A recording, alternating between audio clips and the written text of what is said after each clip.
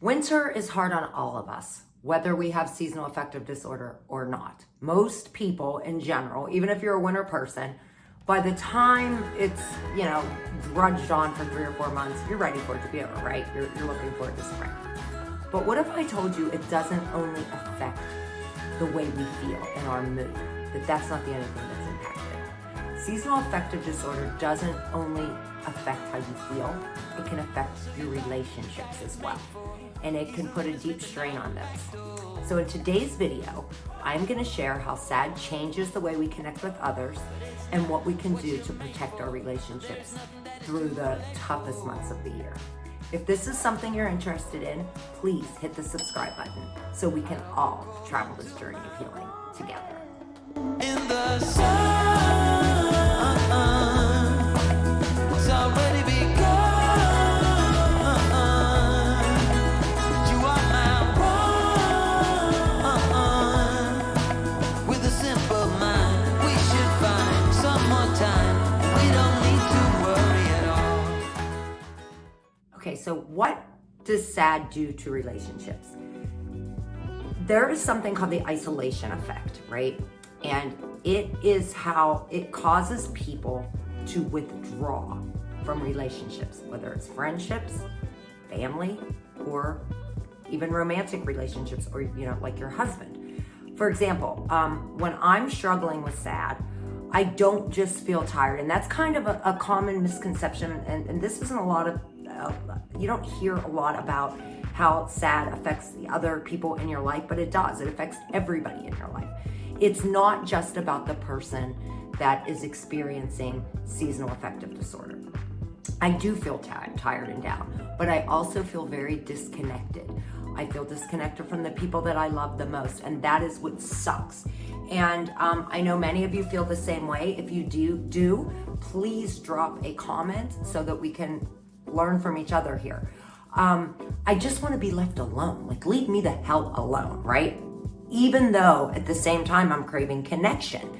So you experience mood swings and frustration, which has an effect on those around you.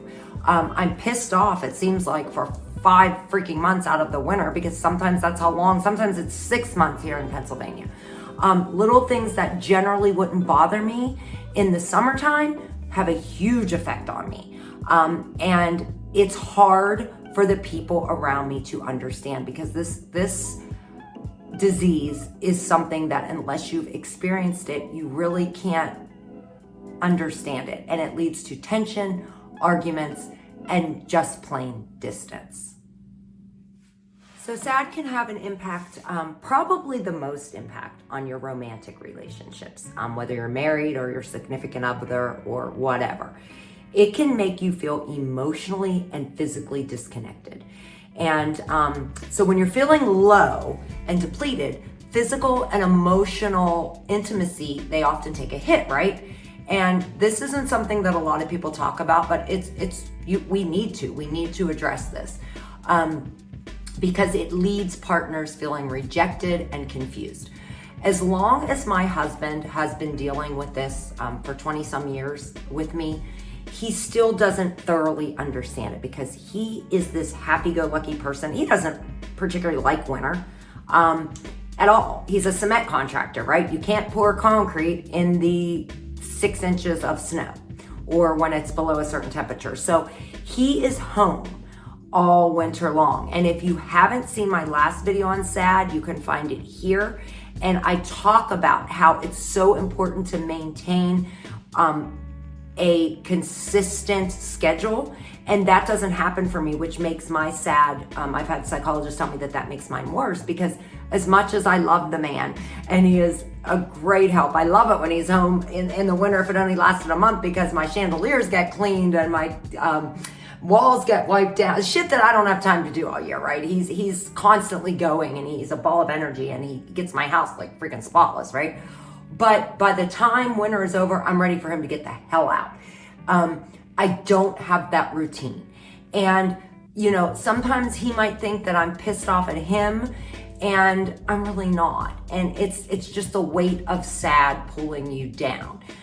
So this lack of understanding can drive a wedge between you and your partner. And I'm telling you guys, even though we've been dealing with it for so many years, by the time spring comes along and that man is ready to go back to work, he is as fed up with my ass as I am with him. And it's because of this and that he really can't grasp it, because you can't grasp it if you've never experienced it. So as we talked about, it's kind of different because you're stuck with your husband, right? And he's stuck with me. So, we have to make the best of it. But what about your family and friends? I tend to withdraw from social circles. I don't socialize as much. And guys, I'm a social person. I love to put on makeup. I love to get dressed in cool outfits and go to concerts and do different things. As much as I'm pretty much, if you've watched me before, I'm pretty much a freaking groupie, right? I've seen thousands of shows in my life. That's my favorite thing to do. That's my someplace sunny, is a concert. But even in the winter, that I tend to realize that, oh my God, as much as I love concerts, I don't even feel like going outside, because whenever that white shit is falling from the sky and as far as I can see, everything is dead, I have literally no desire. I have to physically force myself to go outside. So I cancel plans. I've stopped answering text. I let friendships drift away just because I didn't have the energy to be on it. And not that I don't care, because I do. It's that the thought of being social feels impossible to me sometimes. And I'm very lucky that I have friends who, they don't understand it, but they could never understand it, but they do try to help me with it. They try to understand. I have one of my best friends, Michelle. She drags my ass out. She calls me up and she's like, bitch, get ready because we are going. And even though it might take me, sometimes I ignore, but whenever I don't, I do feel better once I get out. And one of the worst things, me and my oldest son struggle from it. Thank God that my middle one and my little one do not. But I can remember his friends doing the same thing. They would come, whenever he was a senior in high school, and it killed me. It literally killed me, because I understood exactly how he felt whenever he told me how he was feeling. And his friends would come whenever he wouldn't answer the phone, and I appreciate them so much. So if you know somebody who's struggling with it, please do not back off.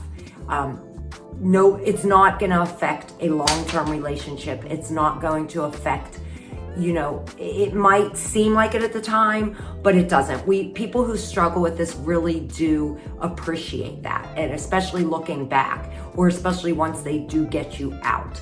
And please don't take it that it's anything personal, because it really is not. I felt so bad this summer. My friend Michelle said to me, because last year was pretty detrimental to me, and she couldn't even get me out. And she said, I didn't see your ass all winter. And I'm like, well, that's so sad, So try to explain to your friends that it is not their fault. It's nothing personal. And if you know someone that you love who is going through with this, please don't give up. Push to an extent. You'll know if they're ready to venture out or not, but keep trying. It's so important, guys. Okay, so your friends are one thing, but what about your family? Okay, it can create a lot of tension between you and your family. My mother does not get why I'm not myself. She has been dealing with me with this for a long time, and for whatever reason, as much as I love her, she is a person who tends to call me. Just the other day, right? As I'm filming this video, it is September 23rd. We are moving I'm looking out my windows. The wind is blowing the trees. It's chilly at night. It's getting freaking dark. I think last night was like 7:30 or something, which I despise. And she calls me up, oh, this is the last week of 90-degree weather. Next week, it's gonna start getting this or that. Or she'll say, I can't take this heat, blah, blah, blah. You will never hear my ass complain about heat. I don't give a shit if it is 105. I will not do it. I refuse to do it because I would take 105 any day over 10 below or 30 or even 50 is freezing to me. So,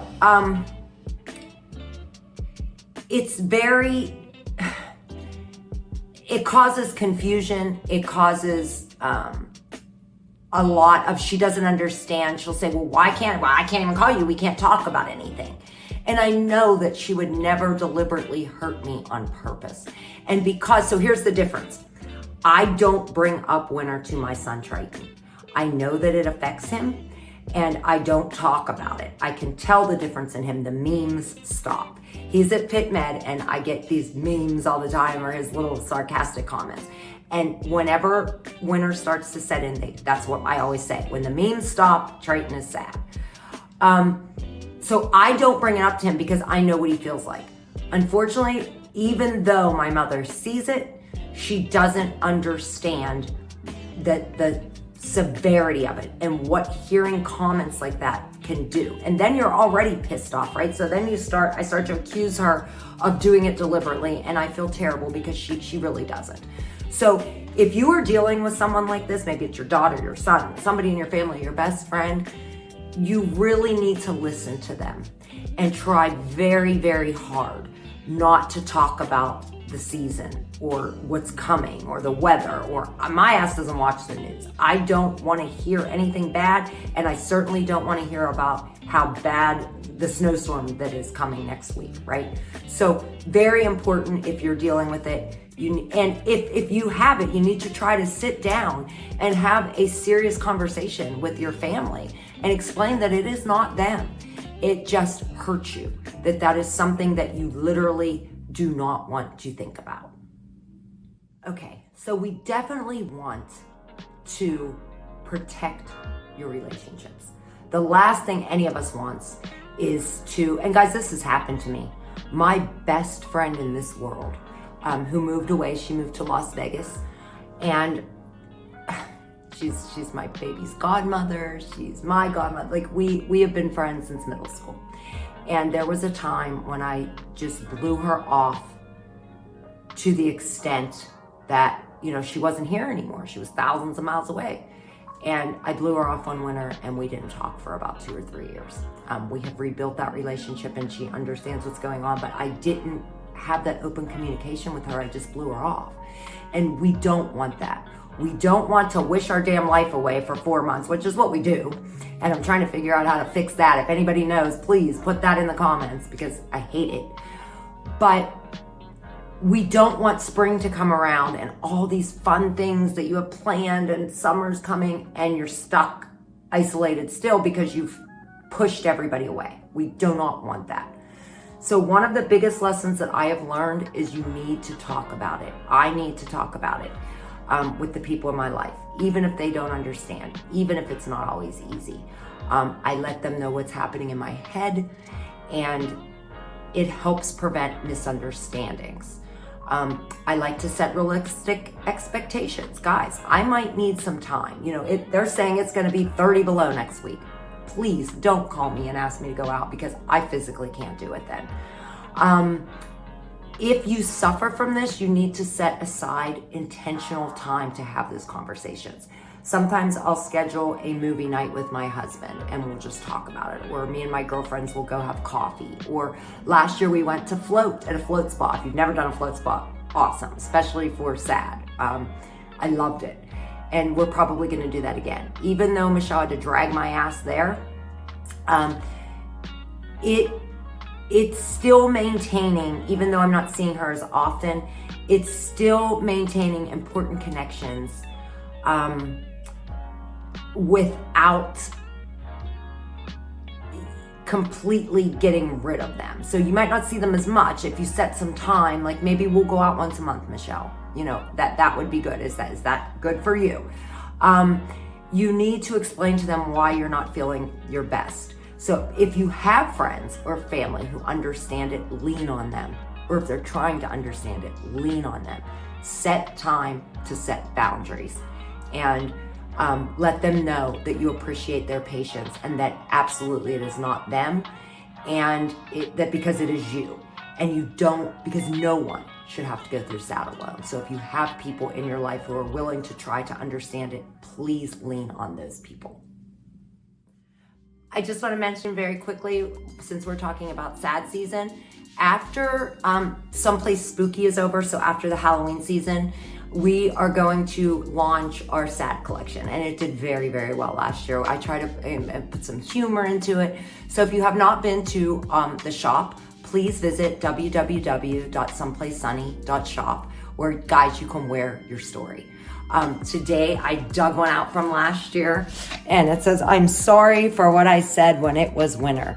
And I wear this every spring. I love it. This is one of my favorite designs. It did very well because I say some messed up shit in the wintertime. But I mean, I wish that Pennsylvania was blown off the map. I say absurdities, right? That I shouldn't do, because that doesn't help either. You have to really try to stay positive, but sometimes you can't. Also, while you're there, click on submit your story. Very, very important. I'm really looking for those who are struggling with seasonal affective disorder for this time of year, because we also have the Someplace Sunny Foundation, which is 5% of all sales go to that, and we have some huge things planned specifically for those suffering with SAD this winter. So again, please visit www.someplacesunny.shop, submit your story, check out the foundation, and get yourself some really cool gear to get your ass through winter if you suffer from this, because it's going to be up probably November 1st. So each winter's different. Sometimes we have mild ones. Even mild suck for me, but that's better than having terrible ones.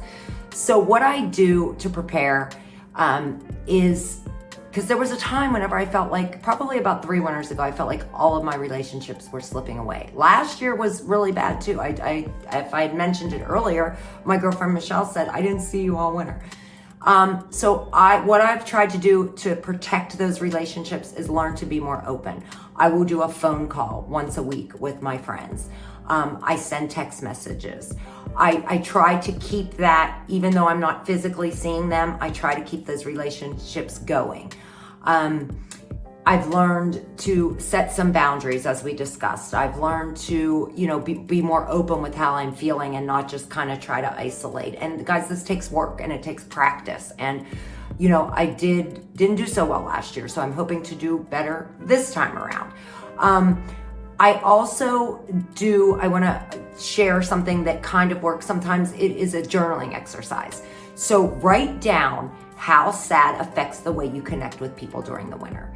And then list 2 or 3 things that you can do to improve those relationships. And I've started to do this already because I can feel it coming. Whether it's communicating more openly or planning quiet, low energy activities, sometimes that works. Sometimes I feel better if it's just me and Michelle, or me and Dana, or my husband and myself and those couples, rather than a whole group of people. That seems to help as well. So if you start doing that now, and then whenever you start feeling low and down, you can kind of reflect back on that and say, okay, well, let me try this. And it's just process of elimination on what can help. They're as bad as it seems sometimes. And guys, if you suffer from this, it can feel completely debilitating. It can feel like there's no end in sight. It can feel like it's going to drudge on forever. If you find things, little things that you can work on, it will ease the burden of it. It's not going to make it go away, but we can do things strategically to make it better. So if seasonal affective disorder is affecting your relationships, the number one thing you need to realize is that you're not alone, even though I know how much that can feel like you're alone. It can feel like nobody understands you. It's okay to take space for yourself. And it's also okay if a friend or loved one is suffering from this, that you allow them to take space for themselves without letting it get out of control where they're completely isolated. We do not want that. Connection is a part of this healing journey. You need to be kind to yourself and be kind to others. And don't be afraid to reach out. If you are experiencing this, please put in the comments. Let me know if you feel like this. have your relationships been impacted, and what you've done or what you do to get through those dark times. Let's support each other. Guys, it is so important, and you will hear me say this over and over. I believe with all of my heart that none of us, nobody on this earth, no matter what their struggle is dealt those cards to not come to the other side and be able to help others from their experience. Please subscribe to this channel for more mental health challenges and things that I have learned so that we can all learn together. And most importantly, find your someplace sunny. More important than ever in the winter months if you suffer from this. Find it and take yourself there, either physically or mentally, because it is truly where freedom and happiness reside.